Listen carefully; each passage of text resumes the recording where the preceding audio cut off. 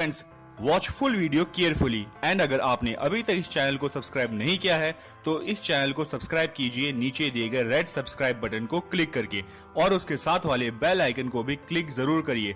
इससे आपको हर नई वीडियो की नोटिफिकेशंस रेगुलरली मिलती रहेगी। आइए देखते हैं एक मानक अक्षांश वाला शंकु प्रक्षेप कैसे बनाया जाता है। सवाल है, RF 1:25 करोड़ पर एक मानक अक्षांश शंकु प्रक्षेप की रचना कीजिए जिसका अंतराल 15 डिग्री, मानक अक्षांश 60 डिग्री उत्तर, अक्षांशीय विस्तार 15 डिग्री उत्तर से 75 डिग्री उत्तर तथा देशांतरी विस्तार 45 डिग्री पश्चिम से 60 डिग्री पूर्व हो। ये चीज़ जो दिया गया है ये सब तो हमें दिखाना है और हमें केवल कैलकुलेशन इसमें केवल आर की ही करनी होती है। तो अगर आपके सिलेबस में शंकु प्रक्षेप के अलावा और भी कई प्रक्षेप दिए गए हैं और आपको अगर एक ही प्रक्षेप बनाने के लिए आता है तो आप शंकु प्रक्षेप की रचना अवश्य सीख जाइए, क्योंकि इसमें कैलकुलेशन बिल्कुल भी नहीं होता है। तो चलिए आर निकालते हैं। सबसे पहले हम आर की गणना करेंगे। आर का सूत्र होता है आर बराबर पृथ्वी का वास्तविक अर्धव्यास वटे निरूपक भिन्न का हर। तो पृथ्वी का जो वास्तविक अर्धव्यास है वो है 63 करोड़ 50 लाख। तो हमें यहाँ पर 63 करोड़ 50 लाख से डिवाइड कर देना है। यहाँ पर तो हमने 63 करोड़ 50 लाख लिख लिया। अब निरूपक भिन्न का हर क्या होता है, यहाँ पर RF 1:25 करोड़ लिखा गया है तो हमें यहाँ 25 करोड़ से इसे भाग दे देना है। तो यहाँ पर 25 करोड़ लिखकर इसे भाग दे देंगे।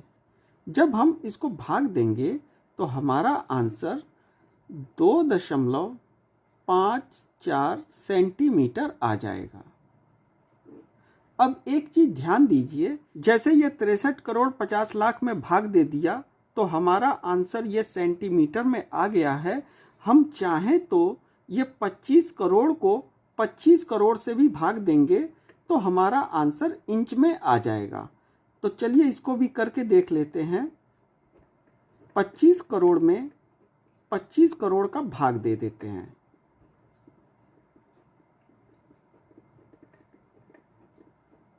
अब ध्यान रहे कि यह जो हर लिखा है हमने यहाँ पर, ये जो हर लिखा है वो RF है। RF 1:25 करोड़ लिखा गया है तो हमने यहाँ पर 25 करोड़ लिखा हुआ है। लेकिन अगर हम इस 25 करोड़ को डायरेक्ट हम 25 करोड़ में ही भाग दे देते हैं तो जाहिर सी बात है ये एक बार में जाएगा और हमारा आंसर 1 इंच आ जाएगा। अब ये 25 करोड़ ये क्या चीज़ है, यह भी पृथ्वी का वास्तविक अर्धव्यास है जो इंच में है। जब इस इंच को हम सेंटीमीटर में कन्वर्ट करते हैं तो वो 63 करोड़ 50 लाख हो जाता है। तो अगर हम 25 करोड़ में भाग देंगे तो भी हमारा आंसर जो आएगा वो सही होगा और जो 63 करोड़ 50 लाख में भाग देंगे उसका भी आंसर बिल्कुल सही होगा। बस अंतर ये होगा कि 63 करोड़ 50 लाख वाला जो आंसर निकलेगा वो सेंटीमीटर में आएगा और 25 करोड़ में जो भाग देंगे तो वो इंच में आ जाएगा। अब 1 इंच के बराबर 2.54 सेंटीमीटर होता है, यानी कि यह रेशियो भी बिल्कुल समान है, बिल्कुल बराबर है। तो अगर इसको पॉइंट में या किसी और में जैसे ये आ रहा है, इससे अगर आप बचना चाहते हैं तो सीधे 25 करोड़ का भाग 25 करोड़ में दे दीजिए और आंसर 1 इंच आ जाएगा। तो आप या तो 1 इंच की रेखा आप खींच लीजिए या 2.54 सेंटीमीटर की रेखा खींच लीजिए, बात दोनों बराबर होगी। तो चलिए इतना कैलकुलेशन तो ये हो गया, हमारा आंसर 2.54 सेंटीमीटर आ गया है। आप चाहें तो इससे करिए या इससे करिए, दोनों में एक ही बात है। इतना कैलकुलेशन होने के बाद यहाँ पर शंकु प्रक्षेप का कैलकुलेशन बिल्कुल ख़त्म हो जाता है। अब हमें फिगर बनाने हैं तो चलिए फिगर बनाते हैं। चलिए डायग्राम देखते हैं कि ये किस प्रकार से बनाया जाएगा। सबसे पहले हमें 2.54 सेंटीमीटर या 1 इंच के बराबर एक दूरी खींच लेनी है। तो इस प्रकार से स्केल रखिए और 2.54 यानी कि इस प्रकार से एक दूरी खींच लीजिए।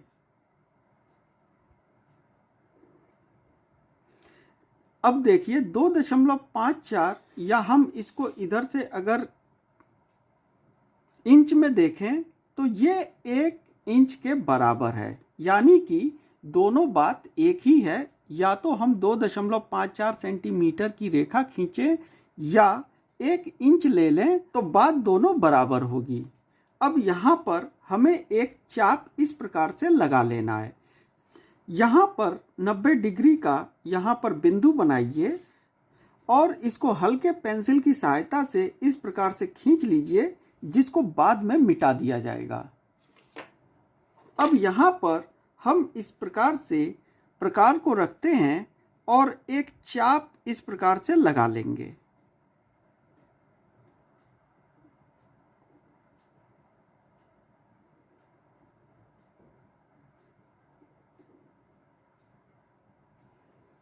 तो इस प्रकार देखिए हमने ये चाप बना लिया है।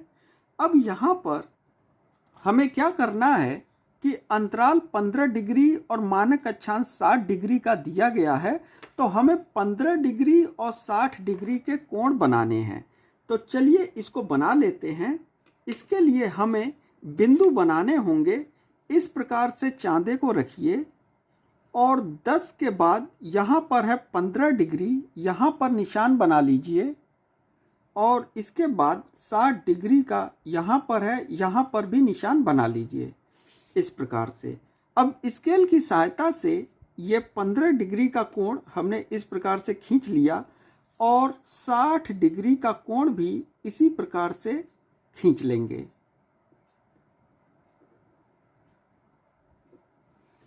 तो इस प्रकार देखिए ये हमने बना लिया है। अब यहाँ पर हम 15 डिग्री और 60 डिग्री को लिख देंगे। अब आगे का काम करना ये है कि ये जो 60 डिग्री का कोण बना हुआ है, इसके ऊपर हमें 90 डिग्री का कोण एक बनाना है जो इस रेखा को टच करेगा। तो इसके लिए हमें चांदे की सहायता लेनी होगी। चांदे को इस प्रकार से 60 डिग्री के कोण पर सेट कर लेंगे और 90 डिग्री के लिए यहाँ पर एक बिंदु बना लेंगे। अब स्केल की सहायता से इस बिंदु को लेकर हमें 90 डिग्री का कोण इस प्रकार से खींचना है कि केवल इस रेखा तक ही आए, बिल्कुल इस प्रकार से। अब यहाँ पर हमें यह करना है कि ऊपर से हमें नीचे तक यहाँ पर रेखा द्वारा इसको मिला देंगे इस प्रकार से। अब यहाँ पर जो बाहरी लाइन गई हुई है इसको रबड़ द्वारा मिटा देना है। तो हमें आगे का काम ये करना है कि जो अंतराल दिया गया है इन बिंदुओं को एक साथ मिला देंगे।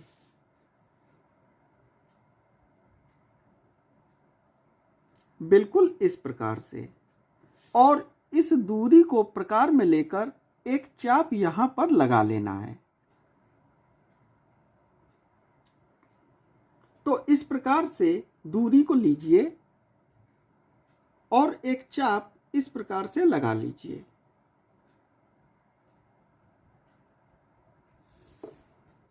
अब ये जो 60 डिग्री का कोण खींचा गया है, यहाँ पर जो टच कर रहा है, बिल्कुल इस लाइन के बराबर, इस लाइन के समानांतर ही यहाँ पर भी एक लाइन हमें इस प्रकार से बना लेनी है। तो देखिए इसको हमने ये बराबर कर लिया है। अब इसको हम आगे बढ़ाकर इस प्रकार से एक लाइन इस प्रकार से मिला देंगे। तो यहाँ पर देखिए ये डायग्राम एक तो हमारा कंप्लीट हो गया है। दूसरा डायग्राम बनाने के लिए हमें सबसे पहले काम तो ये करना है, जो पेन हमने लिया है यहाँ पर पेंसिल से करना होगा, क्योंकि हो सकता है कि हमारी लाइन ज़्यादा हो जाए जिसको बाद में मिटाना पड़े। अगर वो पेन से बन जाएगा तो बहुत ख़राब लगेगा, बहुत भद्दा लगेगा। इसलिए हम पहले तो पेंसिल से बनाएंगे और उसके बाद उसके ऊपर ब्लैक कलर पेन चला देंगे। कोनिकल प्रक्षेप बनाने के लिए सबसे पहले तो हमें एक लाइन इस प्रकार से कोई भी खींच लेनी है। अब यहाँ पर हमें काम ये करना है कि यहाँ से ये जो दूरी 60 डिग्री पर खींची गई है, जो 90 डिग्री का हमने कोण बनाया हुआ है, चलिए इसको लिख देते हैं। ये है 90 डिग्री का कोण। इस दूरी को हम प्रकार में लेंगे इस प्रकार से, और एक चाप यहाँ पर हम इसको बना लेंगे।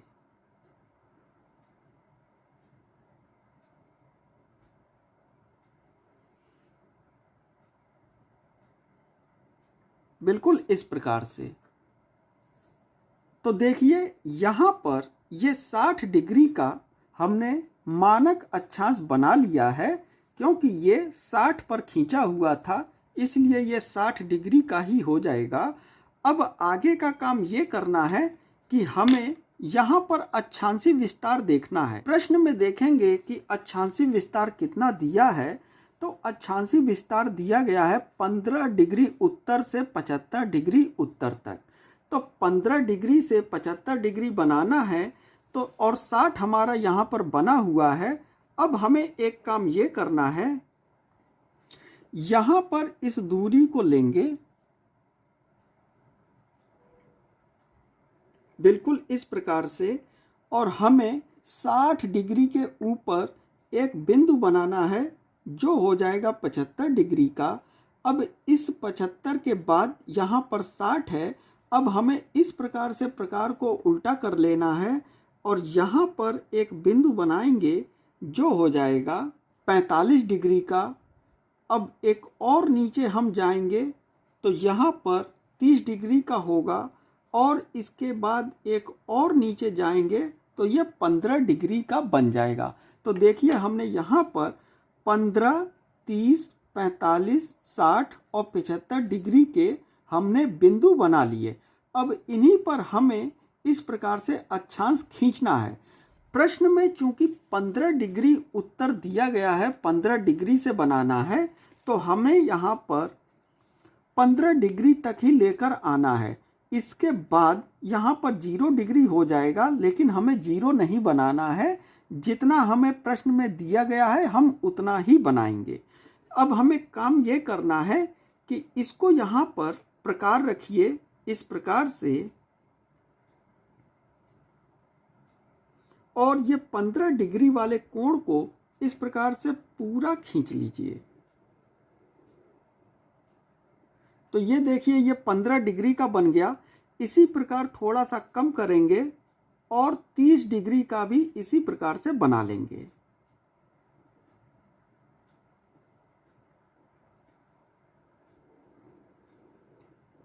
बिल्कुल इस प्रकार से।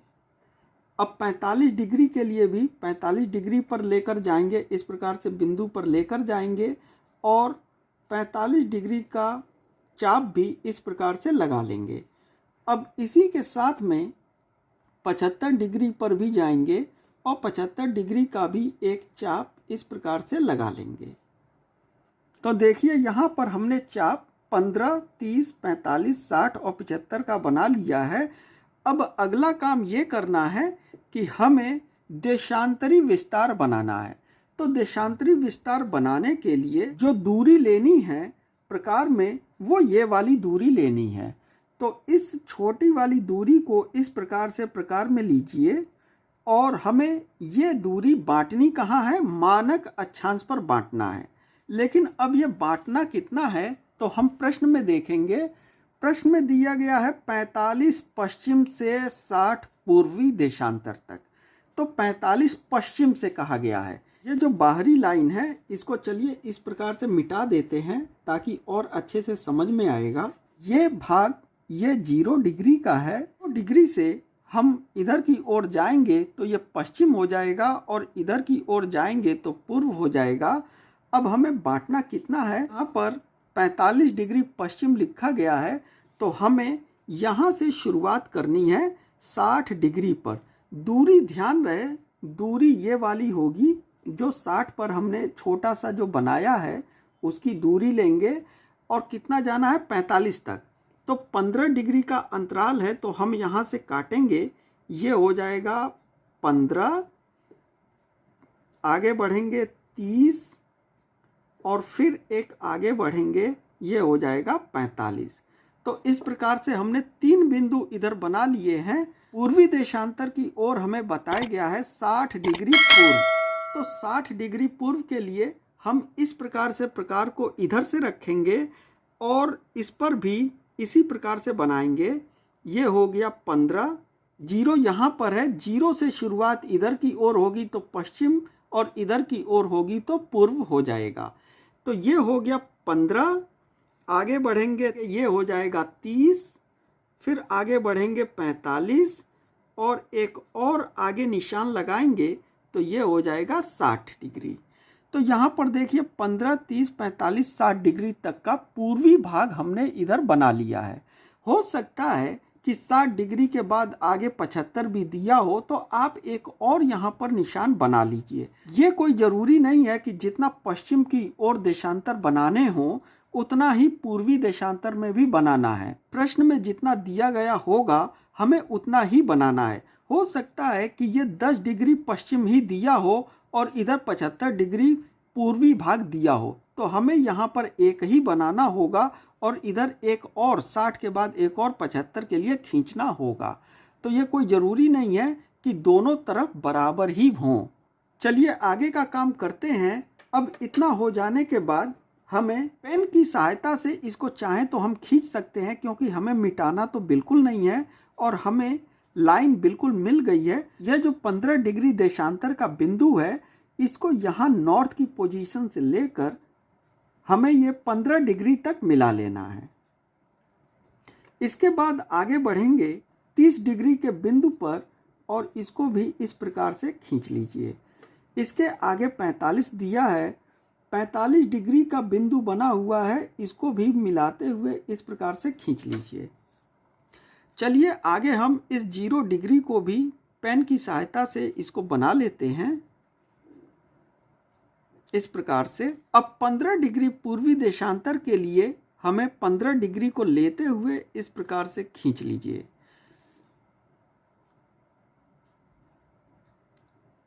ये हो गया 30, आगे बढ़ेंगे 45, इसके बाद एक और भाग जो बनाना है वो है 60 डिग्री देशांतर का। तो इस प्रकार से देखिए हमने ये 60 डिग्री देशांतर का भी बना लिया। अब यहाँ पर हमें काम ये करना है, हमने पेंसिल से चाप लगाया था बिल्कुल वैसे ही इस पेन की सहायता से चाप इतना ही लगाइए जितना ये रेखा यहाँ पर 45 की गई है और यहाँ पर 60 की गई है, इसके भीतर तक। अब यहाँ पर देखिए हमने क्या किया है कि हमने इसको प्रकार में लेकर सभी चाप को बना लिया और जितने भी बाहरी पेंसिल वर्ग थे उन सभी को मिटा दिया है। तो इस प्रकार से ये कोनिकल प्रक्षेप तो बन गया, लेकिन लिखने का काम अभी बाकी है। यहाँ पर ये 0 डिग्री हम लिखेंगे इस प्रकार से, यहाँ पर 15 डिग्री, 30 डिग्री और ये है 45 डिग्री।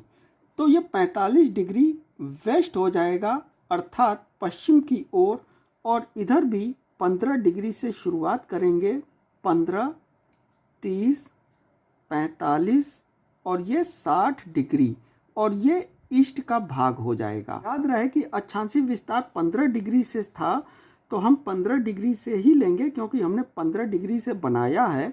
तो ये 15 हो गया, यहाँ पर 30, 45, 60 और ये हो जाएगा 75 डिग्री। और ऊपर की ओर यहाँ पर 90 डिग्री ना लिखकर हम यहाँ पर नॉर्थ लिख देते हैं केवल। तो इस प्रकार से नॉर्थ की पोजीशन ऊपर हो जाएगी और मानक अक्षांश जो 60 डिग्री का दिया गया है, इस 60 डिग्री के इस रेखा को थोड़ा सा और हमें डार्क करना होगा। ये आप प्रकार की सहायता से ही कीजिए, थोड़ा सा डार्क कर देंगे क्योंकि ये मानक अक्षांश है। और यहाँ पर आप चाहें तो स्टैंडर्ड पैरेलल या हिंदी में मानक अक्षांश इसको लिख दीजिए। तो इस प्रकार से देखिए ये कोनिकल प्रक्षेप पूरी तरह से बनकर तैयार हो गया है। यहाँ पर ठीक ऊपर इसके हमें RF लिख देना है। RF 1:25 करोड़। चलिए इतना तो हमने ये कंप्लीट कर लिया। अब कुछ समझने का काम करते हैं। यहाँ पर अक्षांशीय विस्तार 15 डिग्री उत्तर से 75 डिग्री उत्तर दिया गया है और हमने यहाँ पर नॉर्थ लिखा है, तो याद रहे कि ये उत्तरी गोलार्ध के लिए बनाया गया है। दक्षिणी गोलार्ध यहाँ पर कहाँ होगा, तो ये 15 डिग्री का जो अक्षांश ये हमने खींचा हुआ है, इसके ठीक नीचे जब जाएंगे तो 0 डिग्री भूमध्य रेखा आ जाएगी और उसके नीचे जब जाएंगे तो 15 डिग्री 30 डिग्री उसके नीचे से शुरुआत जो होगी वो हमारा दक्षिणी गोलार्ध से शुरुआत हो जाएगी। ज़्यादातर हमने कोनिकल प्रक्षेप में उत्तरी गोलार्ध के लिए ही कोनिकल प्रक्षेप बनाते हुए देखा है, तो ध्यान रहे कि यहाँ पर आपको नॉर्थ की पोजीशन ही लिखनी है।